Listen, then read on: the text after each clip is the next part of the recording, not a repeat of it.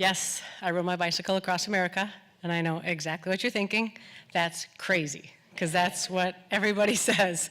But here we are with our rear wheel dipped into the Pacific Ocean in a ceremonial start to a ride across the country, and praying away that anything that might keep us from being able to complete that trip. There were 23 of us that wanted to go the whole way, and a few that joined us for small parts of it. Why did I do this? The first time that I heard of the idea, I wanted to do it. That was about 10 years ago. And I still can't believe that over the summer in July, I had the time and the good health and the resources to be able to go ahead and do this trip.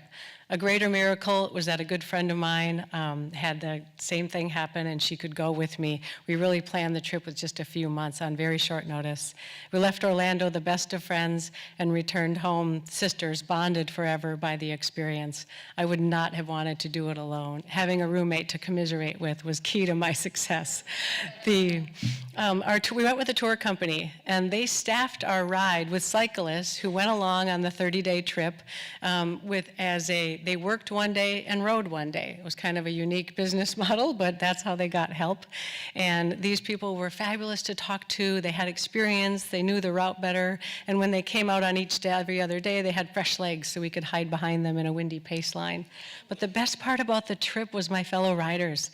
The women here are a Supreme Court judge from New York, a couple of MDs, a veterinarian from Australia, and a woman who spent a good part of her adult life in the Peace Corps in Afghanistan.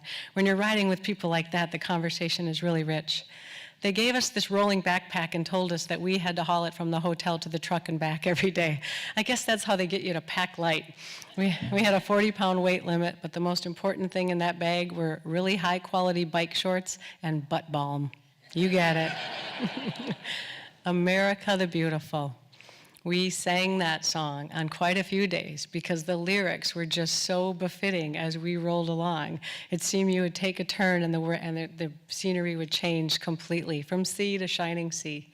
The mountains were the prettiest. Wisconsin surprised everybody with its beauty, and I really can't wait to go back to Vermont because it was so pretty there. The state signs were mile markers of our progress, and we hopped off our bikes and celebrated each and every one of them.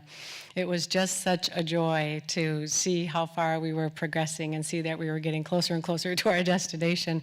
But every day really, really was just as fun as the next. This little flag represented lunch, or a break, or just a stop, and a chance to take a rest that was badly needed.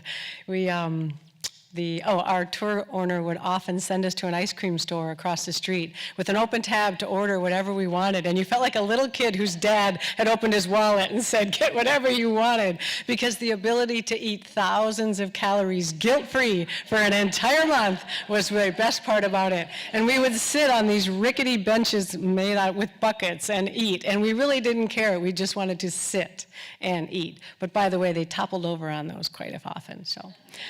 Yes, we got to see the sights, and this day at Mount Rushmore was clearly a highlight.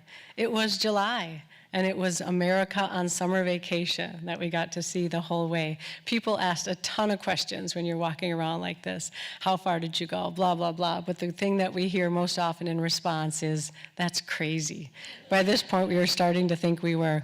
We had one rest day where we sat on a ferry across Lake Michigan, and we needed that rest day, you would think, of course, physically, but we needed it mentally, too. We had some 130, 140-mile days before and after it. So when you're gearing up for long days like that, knowing that that day was coming was absolutely crucial. Unique to my trip was the chance to see family. This is my niece out in Idaho who drove a few hours to have dinner with me, and when I got to Niagara Falls, my Canada-based family came out and took me to a dinner at a beautiful restaurant overlooking the falls. But the greatest highlight of all for me was that I rode through my home state of Wisconsin, and when I got to the shores of Lake Michigan, both of my elderly parents were there to greet me, and they picked me up and drove me off to my sister's cottage on a lake in northern Wisconsin where 3 of my siblings were there also, and I got to spend a beautiful evening sitting around the fire. When I returned to the group to ride on the ferry the next day, they said it looked like I had a day off the island. They're so relaxed. Look at the guy's nose in the middle of that picture. He's from Seattle. That sun beat down on us every day. But the good news about that was it didn't rain on us, not one day. They had never seen that. But we were a pretty leathered looking group by this point in time in the ride, so it was fun. A shower and a beer at the end of the day. It was a highlight. We'd get on that bike sometimes at 6:30 and 7 o'clock in the morning, actually every day, and we wouldn't get off until around 3 or 4 or 5 o'clock in the afternoon, at which point in time, have a beer, take a shower, do your laundry, eat dinner, go to bed. It was about all there was left to do, but to get up the next day and do it again. I posted on social media every day. I'm glad I did. I was thankful for the hundreds of people who encouraged me and kept me going, and it even allowed these friends to realize they were in the same area, on the same road, and wave us down and give us a hug from home. But when you post on Facebook every day and you come home, everybody, when you try to tell people about your trip, they say, oh yeah, I saw it on Facebook. And you guys are the first people to listen to me talk about it for 6 minutes. The end was as emotional as you might think, and I sat with my front tire in the Atlantic Ocean saying a prayer of thanks to God for a safe trip and just feeling so incredibly blessed to be able to live my dream.